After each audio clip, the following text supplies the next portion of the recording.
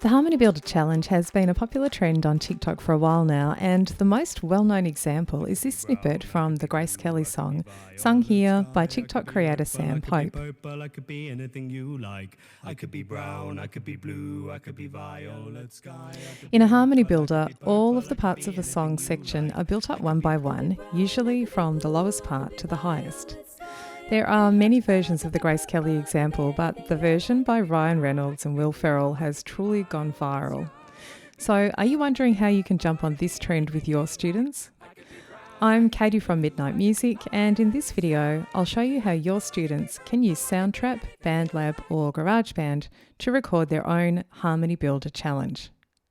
And if you stick around to the end, I'll share a bonus tip that can really help your less experienced students achieve success with this challenge.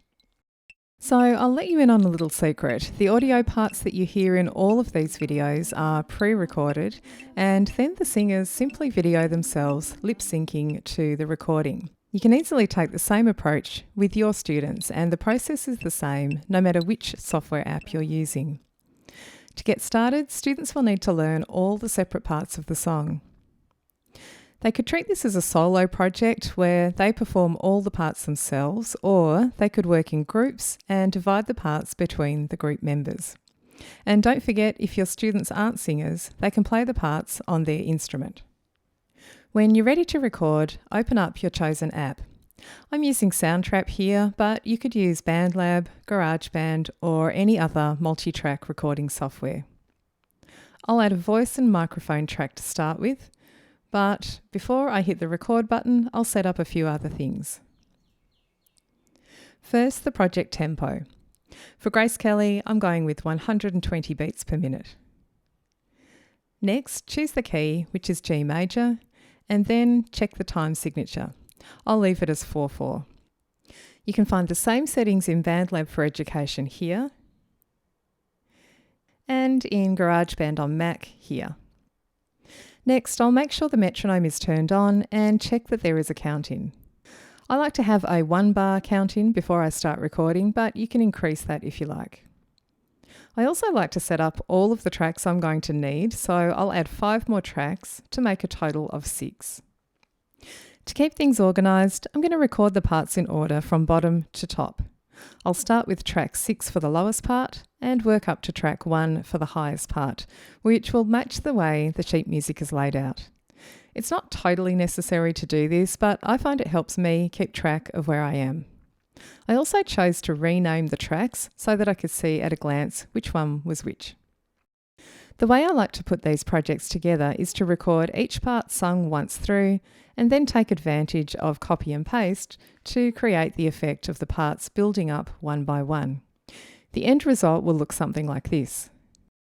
Next, make sure your microphone is selected in the software.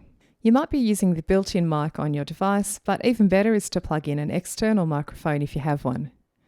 No matter what you're using, make sure the correct mic is selected in the input menu. You can also test your levels by clicking this settings button.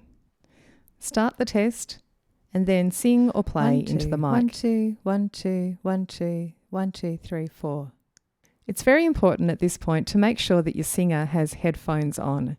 This will stop the sound of the metronome and any tracks that you've already recorded coming out of the speakers and being re-recorded into the current vocal track. Once you're all set up, press record, wait for the count in, and then sing the part. Play it back to check it, and if you're happy with it, move on to the next part. Because this is a short piece, if you make a mistake, you can simply delete the recording and try again. To record the next part, make sure you select the correct track, and also make sure the arm for record button is on if your software has one. Rewind the playhead back to the start and get ready to record. The first track you recorded will play while you record the second part. If you'd prefer not to listen to the first one while you record the second one, you can simply mute the first track by using the mute button on the track header area. Keep going and record the remaining parts in the same way. Now we can copy and paste all the parts to create the effect of them layering in one by one.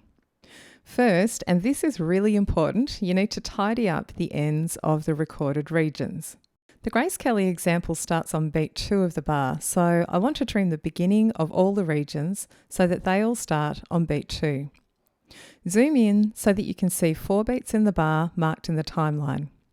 Place the playhead on beat 2, select all of the regions, and then split them at the playhead position by going to Edit, Split Region. Delete any of the trimmed off parts. Then make sure none of the region ends extend past beat 2 of the final bar here. Place the playhead on beat 2, select all of the regions again, and go to Edit, Split Region. Delete any of the trimmed off parts. If you don't do this, your copy and pasting is going to get really messed up and the parts will end up out of time with one another. Now we're ready to do the copy and pasting, so select the lowest region and copy it. Move the playhead to beat 2 and paste. Repeat this process until you have the bottom part 6 times in a row. Move the region you recorded for the next part up along to where it comes in and copy and paste it to fill up the repeats. Repeat this process with all of the other parts so that each entry is staggered.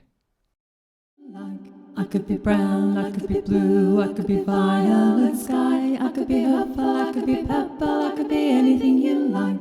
I could be brown, I could be blue, I could be violet sky, I could be purple, I could be purple, I could be anything you like.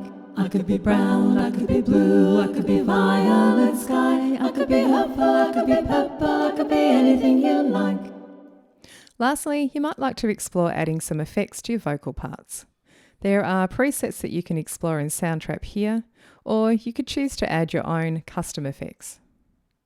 I mentioned at the beginning of the video that I would share a bonus tip that will help your students achieve success with this project, and that is to provide guide tracks using an instrument that the students can sing or play along with while they are doing their recording.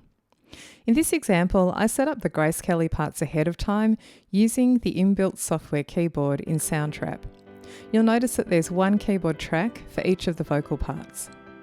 When I recorded my voice, I simply unmuted the matching keyboard track and listened to it in my headphones while I recorded the vocal part. The keyboard track is really good at providing guidance and helping the singer feel more confident while they're recording their own part, and it's just as useful for instrumentalists too. When you're finished, you can export the recording as a WAV or MP3 file. If you want to make a video to go along with the recording, you can video yourself lip syncing to the recording you made and then combine the video and audio file in video editing software. If you'd like a copy of my resources for this project, click on the link that's in the description below. I look forward to seeing you in the next video.